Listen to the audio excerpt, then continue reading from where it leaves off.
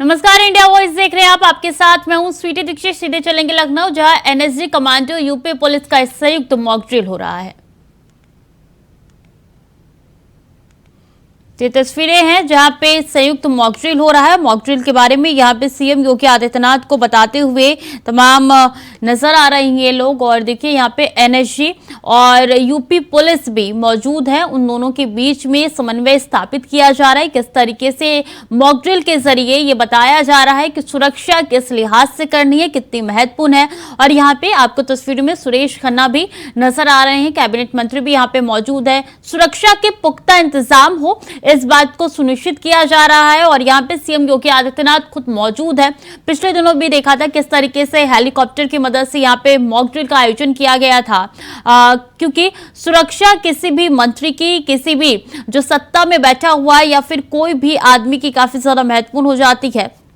और यही इसी लिहाज से इसी कारण जो है यहाँ पे मॉक ड्रिल किया जा रहा है। देखिए यहाँ पे मॉक ड्रिल हो रहा है और ये मॉक ड्रिल को सीधे सीएम योगी आदित्यनाथ देख रहे हैं किस तरीके से एनएसजी के कमांडो द्वारा यहाँ पे समन्वय जो है वो स्थापित किया जा रहा है। मॉक ड्रिल एक वो प्रक्रिया होती है जिसमें पहले से यह तय किया जाता है कि किस तरीके से जब दुश्मन के सामने हमें खड़ा होना है तो किस तरीके से उनको पराजित करना है। इसका ये मॉक ड्रिल के जरिए जो है एक प्रैक्टिस की जाती है, एक तरीके से प्रैक्टिस है ये। और यही प्रैक्टिस जो है सीएम योगी आदित्यनाथ खुद खड़े होकर देख रहे हैं। उनको समझाया जा रहा है कि क्या मायने हैं इसके। तो एनएसजी के यहाँ पे कमांडो है, सबके हाथ में गन आपको नजर आ रहे हैं, पूरी कॉस्ट्यूम के साथ वो आगे बढ़ते हुए दिखाई दे रही हैं।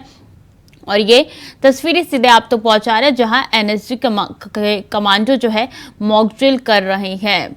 तो सीएम योगी आदित्यनाथ अंदर जा रही हैं और यहाँ पे हर चीज़ों को बारीकी से समझ रही हैं, परख रही हैं, क्योंकि ये मॉक ड्रिल काफ़ी महत्वपूर्ण है। ये सुरक्षा को और सुरक्षा व्यवस्था को बताता है कि किस तरीके से लखनऊ में, तो देखिए मॉक ड्रिल के तहत एक यहाँ पे एक आदमी को आतंकी बनाया गया है, उसको मार गिराया गया है, ये इसमें दिखाई पड़ रहा है आगे। और सर्च ऑपरेशन यहाँ पे नजर आ रहा है किस तरीके से एनएसजी के कमांडो जो है सर्च ऑपरेशन कर रहे हैं। तो ब्रीफिंग यहाँ पे की जा रही है, बताया जा रहा है सीएम योगी आदित्यनाथ को कि क्या मकसद है और किस तरीके से इसको आगे बढ़ाया जा रहा है, समन्वय स्थापित किया जा रहा है यूपी पुलिस और एनएसजी के बीच में, क्योंकि तालमेल काफी ज्यादा महत्वपूर्ण है। और इसी को लेकर यहाँ पे बातचीत हो रही है, बताया जा रहा है। खुद यहाँ पे कैबिनेट मंत्री भी मौजूद है और सूबे के मुखिया भी मौजूद है, उनकी निगरानी में ये मॉक ड्रिल हो रहा है। तो ये मॉक ड्रिल की पूरी प्रक्रिया है, प्रैक्टिस है एक तरीके से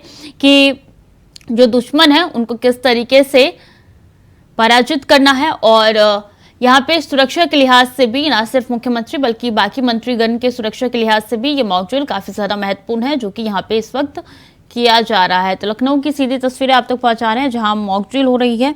और ये तस्वीरें ये बताती हैं कि यहाँ सुरक्षा के लिए अब यूपी तैयार है। ना सिर्फ यूपी पुलिस बल्कि यहाँ पे एनएसजी के कमांडो भी आपको सुरक्षा में मुस्तैद नजर आ रही हैं।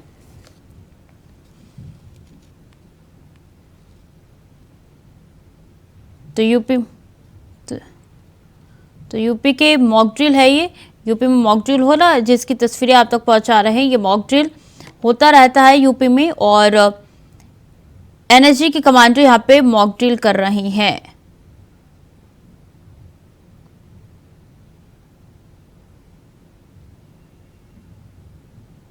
तो देखिए यहाँ पे समझाया जा रहा है कि किस तरीके से यहाँ पे इस मॉक ड्रिल को अंजाम दिया जाना है और दुश्मन को पस्त करना है।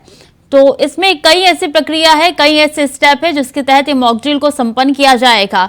बम फटना हो या फिर किसी ऐसे अनजान व्यक्ति को, अनजान शख्स के उस एरिया के अंदर घुसना हो जहाँ पे सुरक्षा के खासा इंतजाम है, उनको किस तरीके से निपटाना है और किस तरीके से उनका सामना करना है, इसके बारे में भी जानकारी सीएम योगी आदित्यनाथ को दी जा रही है। और सीएम योगी आदित्यनाथ के चेहरे पे आप वो स्माइल भी देख पा रहे हैं, यानी कि वो समझ पा रहे हैं कि किस तरीके से हमारे जो एनएसजी के कमांडो है वो कितनी यहाँ पे मेहनत करते हैं सुरक्षा के लिए तमाम मंत्रीगण के। और ये एनएसजी के कमांडो द्वारा यहाँ पे जो ब्लैक ड्रेस में देख रहे हैं एनएसजी के कमांडो है जो कि यहाँ पे मॉक ड्रिल कर रहे हैं। और ना सिर्फ ये मॉकड्रिल यहाँ होगी बल्कि ये मॉकड्रिल अलग अलग जगह पे भी की जाएगी और इससे सुरक्षा व्यवस्था चाक चौबंद हो, इसकी पूरी कोशिश की जा रही है।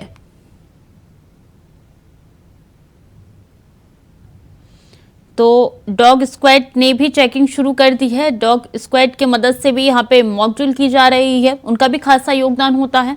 उनके द्वारा बताया जाता है कि कहाँ पे बम है या कोई भी संदिग्ध व्यक्ति की पहचान जो है, बम की पहचान जो है इसके द्वारा कर ली जाती है। तो यही देखिए एनएसजी के कमांडो जो है वो आपको ब्लैक ड्रेस में नजर आ रही हैं और सीएम योगी आदित्यनाथ के ठीक पीछे यहाँ पे यूपी पुलिस भी आपको नजर आ रही है। दोनों के बीच में मॉकड्रिल किस तरीके से हो, समन्वय स्थापित करना काफी जरूरी हो जाता है, क्योंकि जहां यूपी में सुरक्षा के लिए, यूपी की सुरक्षा के लिए यहाँ पे यूपी पुलिस तैनात होती है, तो एनएसजी के कमांडो जो है वो भी तमाम मंत्रीगण की सुरक्षा के लिए भेजे जाते हैं और ऐसे में जो तालमेल है, जो कोऑर्डिनेशन है वो होना काफी जरूरी हो जाता है, ताकि ना सिर्फ एनएसजी के कमांडो को बल्कि यूपी पुलिस को कोई भी दिक्कत हो।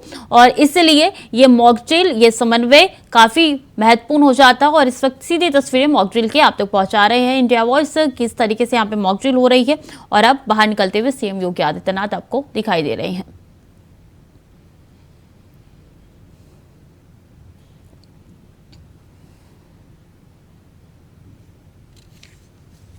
तो एनएसजी कमांडो यूपी पुलिस का संयुक्त मॉकड्रिल यहाँ पे हो रहा है। जैसे कि मैंने पहले भी बताया हूँ कि यहाँ पे समन्वय स्थापित करने के मकसद से ये मॉकड्रिल किया जा रहा है और एनएसजी और यूपी पुलिस की संयुक्त मॉकड्रिल अभी भी जारी है। सीएम योगी आदित्यनाथ अब बाहर निकलते हुए आपको दिखाई दे रहे हैं। एनएसजी कमांडो यूपी पुलिस का संयुक्त मॉकड्रिल इस वक्त हो रहा है, जिसकी सीधी तस्वीरें आप तक पहुंचा रहे हैं। तो उत्तर प्रदेश में कानून व्यवस्था को दुरुस्त रखने के लिए ये जो है मॉकड्रिल की जा रही है। पुलिस सजग हो, यूपी पुलिस समय समय पर मॉकड्रिल करती रहती है। ये पहली बार नहीं है जो मॉकड्रिल हो रहा है, इससे पहले भी हो गया है और आगे आने वाले दिनों में भी मॉकड्रिल किया जाएगा। इसी क्रम में बुधवार को भी यूपी पुलिस और एनएसजी की टीम ने संयुक्त अभ्यास गांडीव 5 को अंजाम दिया।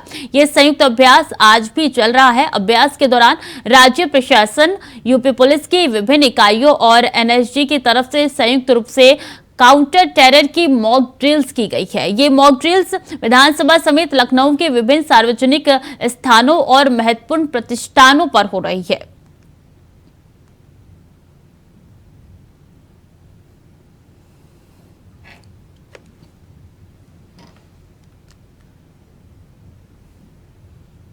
और छत्तीसगढ़ दौरे पर आज रहेंगे पीएम नरेंद्र मोदी। रायगढ़ में भी जनसभा को संबोधित करेंगे। विकास कार्यों का भी लोकार्पण उनके द्वारा किया जाएगा। तो अहम जानकारी आप तक पहुंचा रहे हैं, जहां पीएम मोदी अब छत्तीसगढ़ में विधानसभा जो चुनाव होने वाले हैं उसको लेकर मोर्चे पर तैनात नजर आ रहे हैं।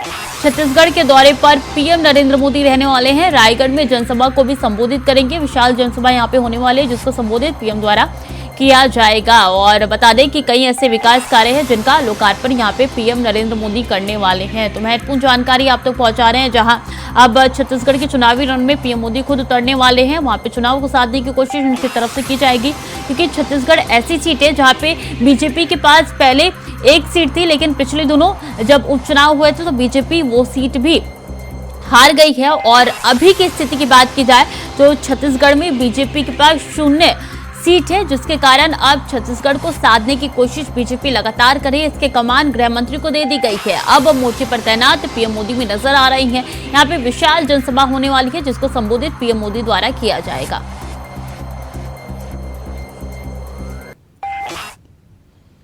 और केंद्रीय गृह मंत्री अमित शाह ने हिंदी दिवस के अवसर पर वीडियो संदेश जारी किया है। अमित शाह ने कहा है कि हिंदी एक जनतांत्रिक भाषा रही है। हिंदी ने एकता की भावना स्थापित की है। अमित शाह ने ट्वीट कर लिखा है, हिंदी दिवस के अवसर पर सभी को शुभकामनाएं देता हूं। दुनिया के सबसे बड़े लोकतंत्र भारत की भाषाओं की विविधता को एकता के सूत्र में पिरोने का नाम हिंदी है।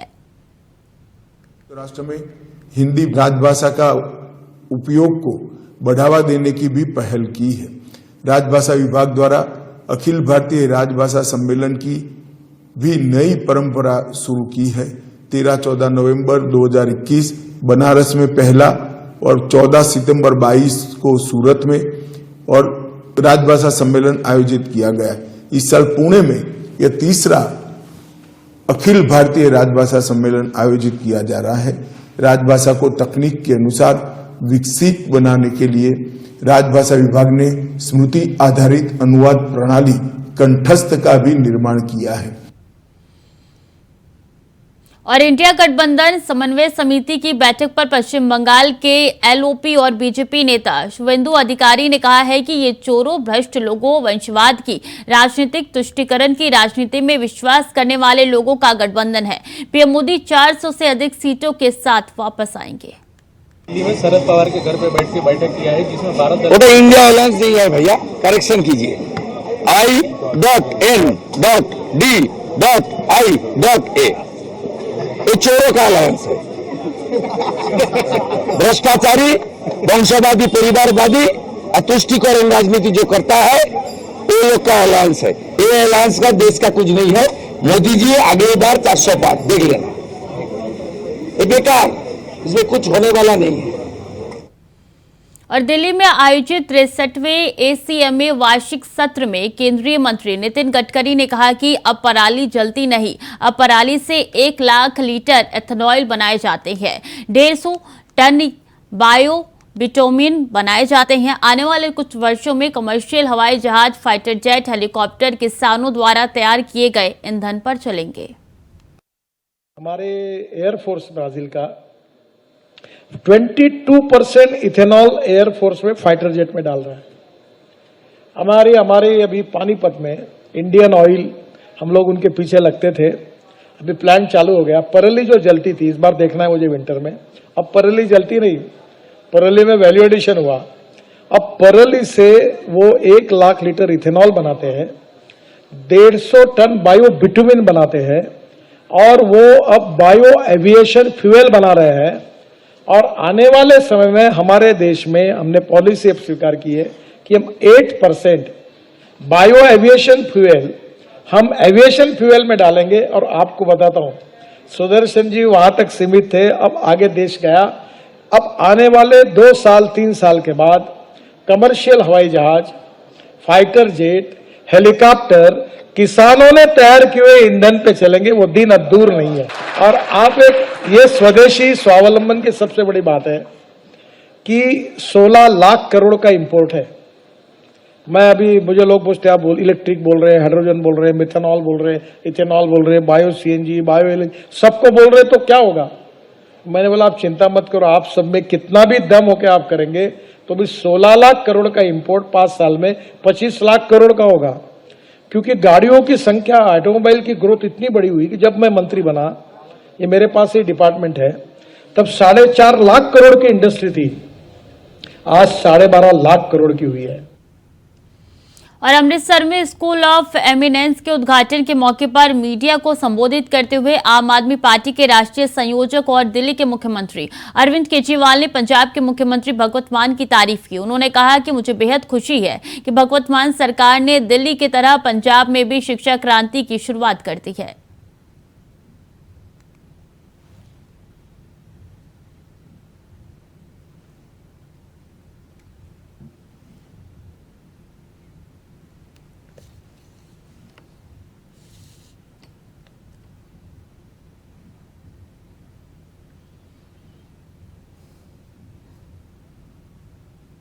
चंद्रयान 3 और G20 की सफलता को लेकर दिल्ली भाजपा ने दिल्ली सरकार से एक दिन का विशेष सत्र बुलाने की मांग की है। दिल्ली भाजपा प्रदेश कार्यालय में भाजपा के दिल्ली के सभी विधायकों ने प्रेस कॉन्फ्रेंस कर चंद्रयान 3 और G20 की सफलता को लेकर दिल्ली सरकार से विशेष सत्र बुलाने की मांग की है।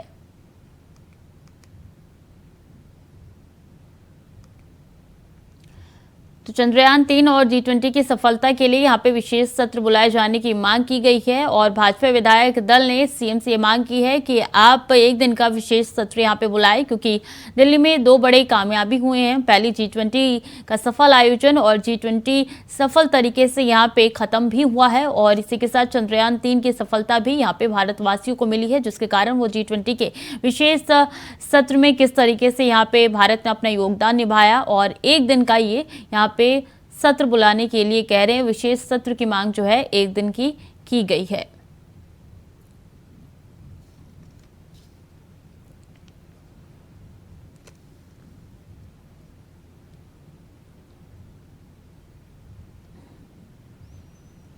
और चित्तौड़गढ़ जिला चिकित्सालय के समस्त नर्सिंग कर्मियों ने यहाँ पे आपको बता दें कि समस्त नर्सिंग कर्मियों ने बुधवार को राजस्थान नर्सज संयुक्त संघर्ष समिति के तत्वाधान में नर्सिंग कर्मियों ने चिकित्सालय के पीएमओ के खिलाफ जमकर नारेबाजी की। नर्सिंग कर्मियों ने पीएमओ की हट धर्मिता और चिकित्सालय में व्यापक अनियमितताओं के विरोध में जिला कलेक्टर को ज्ञापन सौंपा। साथ ही उनकी मांगों को लेकर नहीं मानने पर सोमवार से जिला स्तर पर सभी सेवाओं को बाधित करते हुए अनिश्चितकालीन हड़ताल पर जाने का निर्णय भी लिया गया।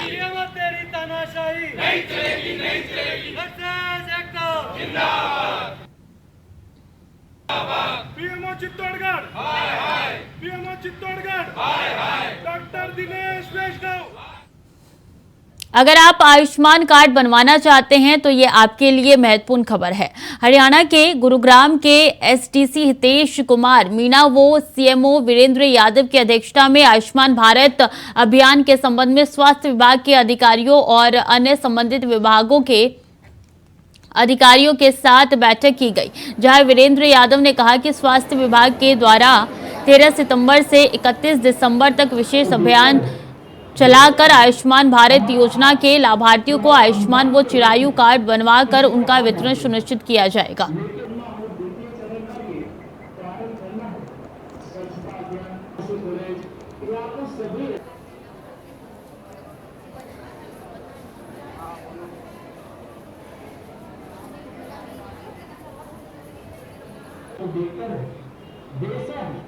हमारा हाथ जब हम अनुदान के रूप में किसी को हाथ करते हैं, लेकिन हमें द्वितीय चरण का भी प्रारंभ करना है। स्वच्छता अभियान कॉलेज आपको सभी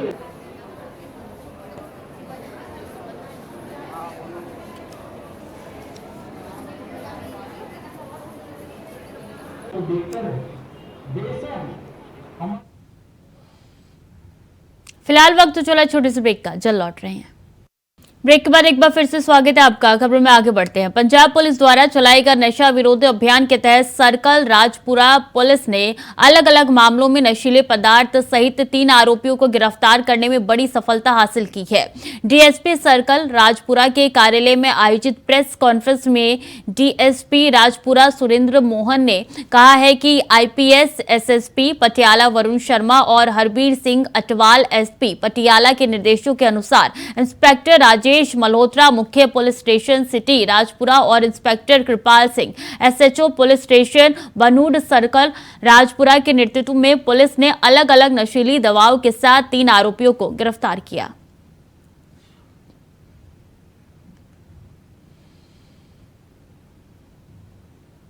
और उत्तर पूर्वी दिल्ली के सीलमपुर में दिल्ली यातायात पुलिस और आरडब्ल्यूए की तरफ से सड़क सुरक्षा जागरूकता अभियान चलाया गया। बता दें, इस अभियान में बिना हेलमेट के चलने वाले वाहन चालकों को हेलमेट देकर उन्हें जागरूक किया गया।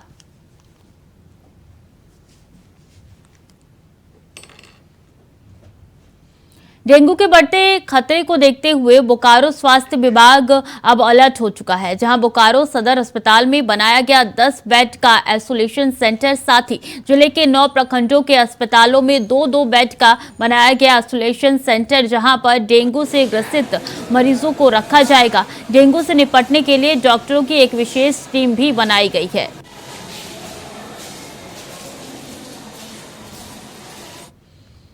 और 2 महीने बाद होने वाले झारखंड में विधानसभा चुनाव को जीतने के लिए बीजेपी ने बाबूलाल मरांडी को जिम्मेदारी सौंपी है। बीजेपी झारखंड में संकल्प यात्रा निकाल रही है। बीजेपी की इस यात्रा का मतलब है कि आने वाले चुनाव में झारखंड को हेमंत मुक्त किया जाए। पूरे झारखंड इस यात्रा के जरिए बीजेपी को साधने की कोशिश कर रहा है। ये रिपोर्ट देखिए।